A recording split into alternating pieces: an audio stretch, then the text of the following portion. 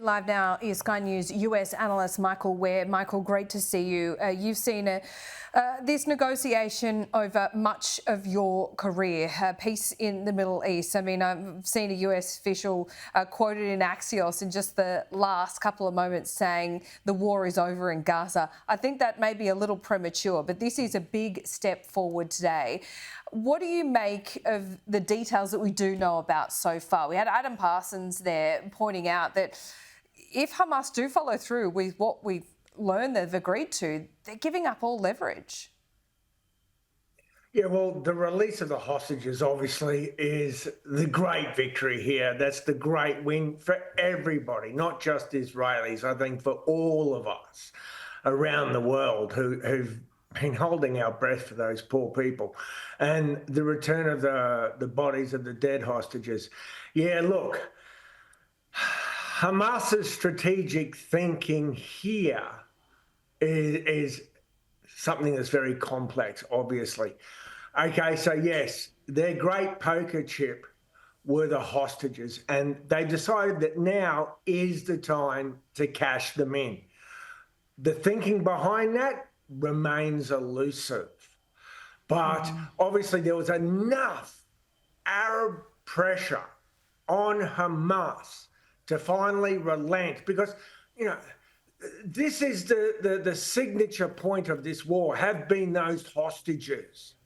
So it doesn't necessarily end all the fighting. It's not going to necessarily end Hamas in any way.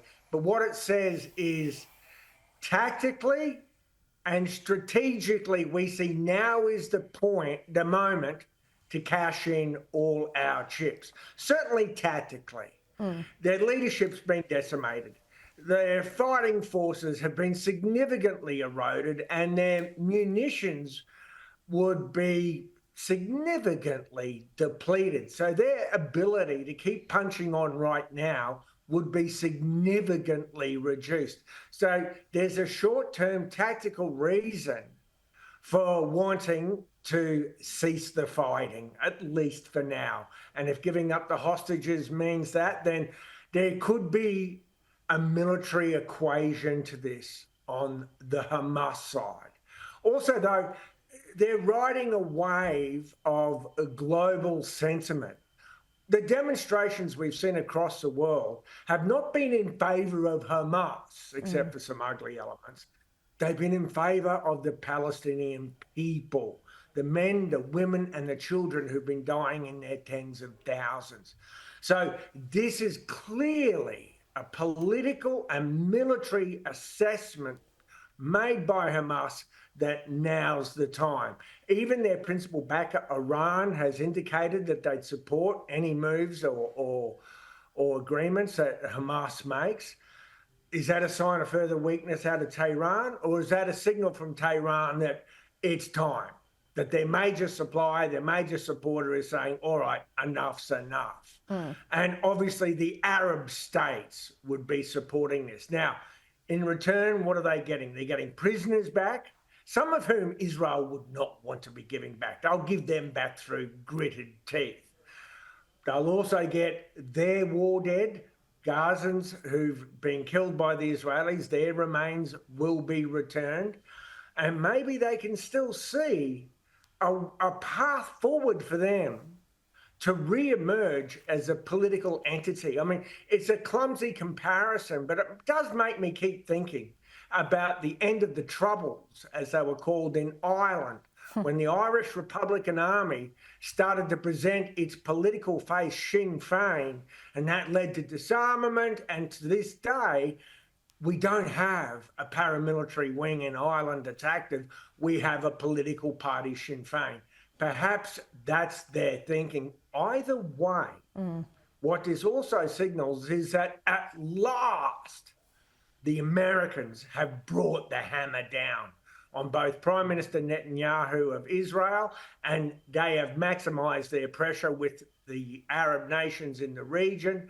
But I'll tell you what broke the camel's back, proverbially, was the Israeli airstrike into US ally Qatar, Oh, that's right. targeting the very Hamas leaders who were discussing these negotiations. So I think that was just one airstrike too many. It allowed the Arab states and particularly America to really finally put pressure on Netanyahu. Hamas is exhausted from the fighting. It can barely keep its gloves up. And America is exercising its muscle with Israel. This is a great day, but it's just... It's so complex. It is, Michael, and as you say, that was one airstrike too many, and you saw that unprecedented move from Trump and the White House coming out and saying to Qatar that they would protect them at all costs, and we know what the unspoken bit of that was. I mean, I tell you what, Trump really looms large over that Nobel Peace Prize now. His influence on Benjamin Netanyahu as well. Benjamin Netanyahu is not one for relenting, but I think we see in these negotiations here there has been some let up in allowing the perfect to be the enemy of the good. I would have thought a couple of months ago that Benjamin Netanyahu would have been absolutely steadfast on saying we want all hostages alive, but we want the dead bodies back as well. In this, I think we've seen a chink of light there, saying allowing Hamas some time for the dead bodies to be returned, if I can be so grim about it. Yeah, well, that's another word I wanted to mention is logistics. They're going to be very complicated for both the living and for those who have died.